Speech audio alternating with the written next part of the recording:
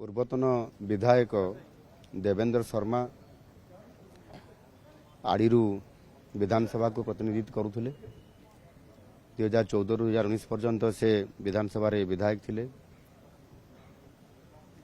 गतकाली तांकर भुवनेश्वर रे एक प्राइवेट हॉस्पिटल रे चिकित्सा अवस्था रे तांकर देहांत होईछि। देवेंद्र शर्मा तांको कैरियर माने राजनीतिक कैरियर रो ही से राजनीति माने युवक अवस्था रो ही से राजनीति को आसीथिले।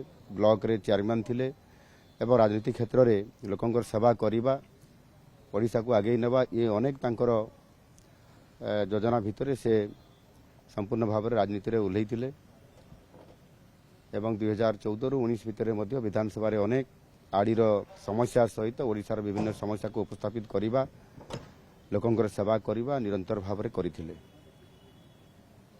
जो तांकर देहांत होईछि दुखद तांकर देहांत रे निश्चित भाव में मु गभीर भाव दुखित एवं मर्माहत तांको आत्मार सद्गति कामना करुछि एवं महाप्रभु निकट प्रार्थना करुछि तांको परिवार शोक संतप्त परिवार रे भी सुख आसु आनंद आसु एवं सेमानंकर भविष्य कामना करुछि।